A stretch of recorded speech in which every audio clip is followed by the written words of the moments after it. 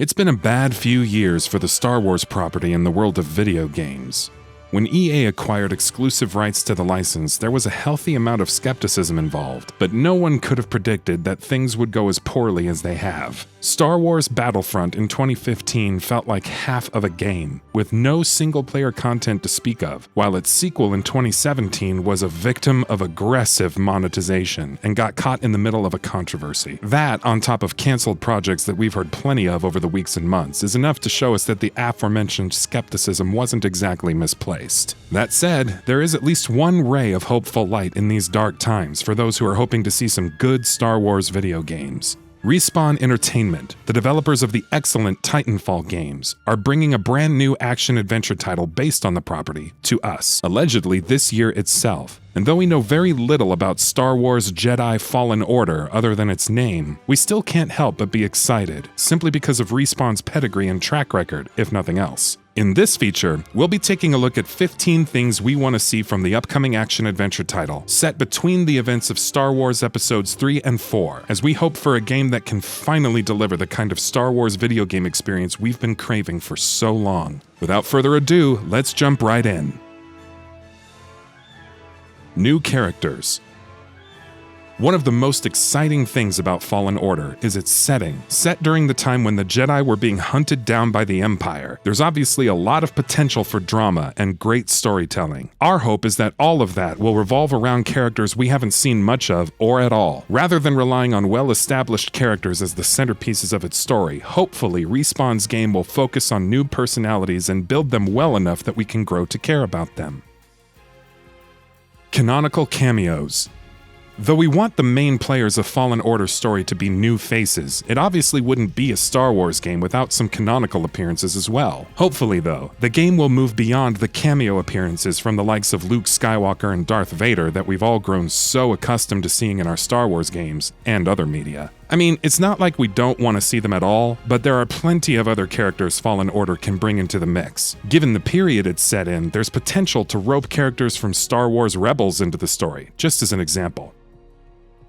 Mix of new and old locations.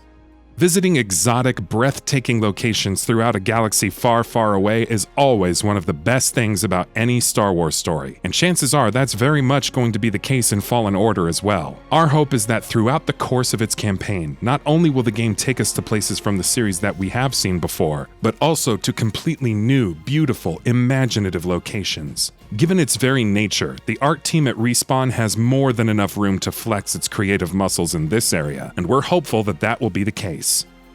The story. Prior to its release, quite a few people were excited about the single-player campaign in Battlefront 2. And though the campaign wasn't bad by any means, there's no denying that it didn't even come close to maximizing its potential. We're hoping that we aren't in for a similarly disappointing story in Fallen Order. A tight, well-written, well-paced story that makes us care about its characters and the larger goings-on in the galaxy is one of the things we're always on the lookout for in anything to do with Star Wars. Even more so in Fallen Order, given not only its setting, but also how starved we are for it in context of how the property has been handled in games recently. And hopefully, that's exactly what Respawn's game will deliver. Inquisitors. We've mentioned the potential of the time period Fallen Order is set in a few times already, but that's because there's just so much Respawn's writers can do with it. As a game that presumably focuses on the struggles of the Jedi as they were being hunted down by the Empire, we can also expect to see Inquisitors play a role, which is a name that you might not recognize if you haven't seen Star Wars Rebels, among other Star Wars media. This order of Force-sensitive elite assassins whose only aim is to eradicate the Jedi is one of the best villainous organizations we've seen in this series in years, and getting to see them in action in Fallen Order would not only make a lot of sense, but would also make for some excellent narrative opportunities for Respawn. Boss fights.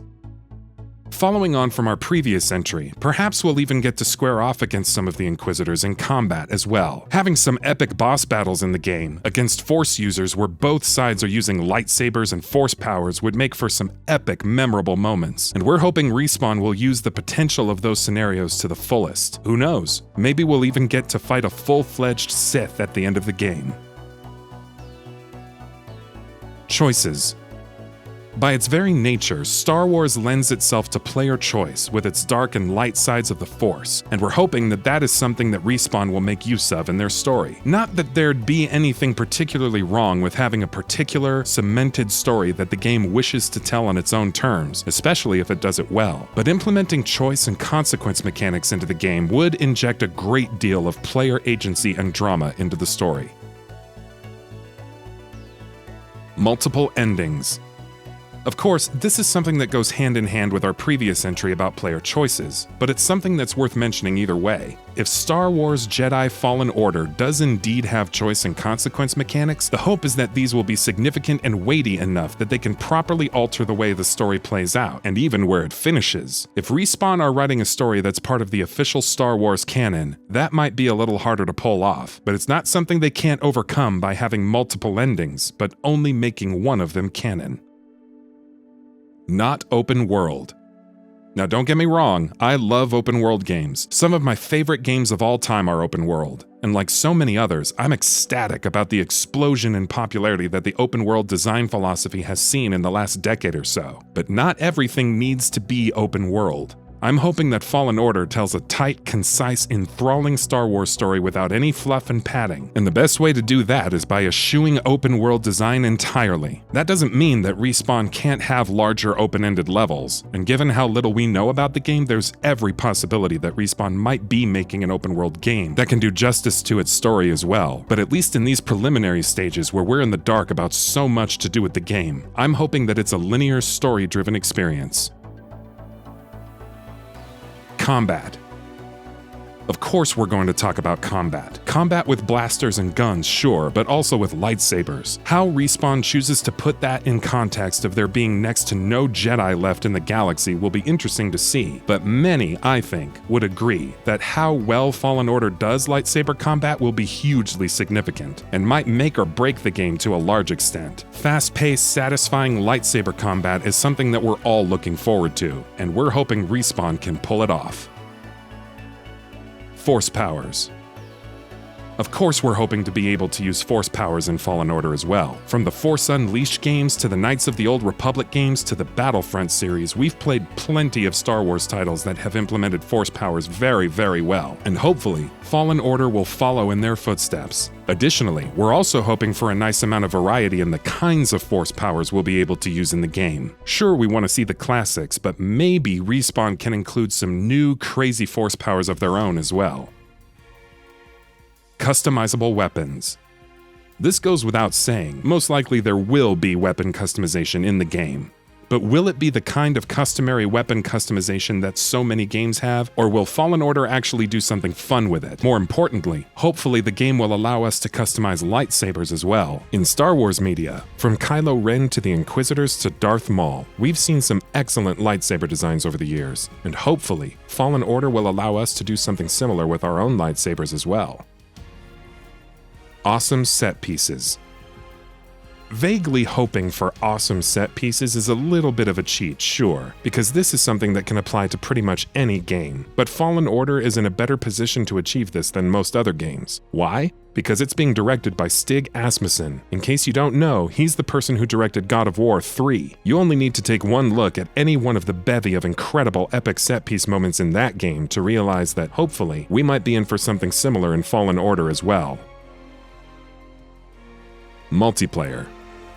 Though a story-focused single-player campaign very much seems to be the focus of Fallen Order from the little we've heard of the game so far, it goes without saying that the game's going to have an online component as well, not just because it's an EA game, but also because it's being developed by Respawn. And sure, while the EA side of things does throw some doubts and questions into the mix, the Respawn side of things gives us a fair bit of confidence to balance things out. Titanfall and its sequel are two of the best multiplayer experiences we've played across this entire generation, and hopefully, armed with the Star Wars license, Respawn will deliver something as good, if not better, with Fallen Order. No loot boxes. You saw this one coming, didn't you? I think we all did. It's hard to think of any upcoming AAA game in today's day and age and not worry about the possibility of microtransactions and loot boxes, especially EA games. And that holds doubly true for an EA Star Wars title, for obvious reasons. But since the Battlefront 2 fiasco, EA have at least taken steps to ensure that they don't repeat their mistakes, keeping loot boxes out of the equation in both Battlefield 5 and Anthem. Let's hope they continue that trend with Fallen Order. And that about does it for this video. If you enjoyed what you watched and want to see more from Gaming Bolt, you can always hit that subscribe button and turn on the bell icon next to it. That way you will never miss any of our videos.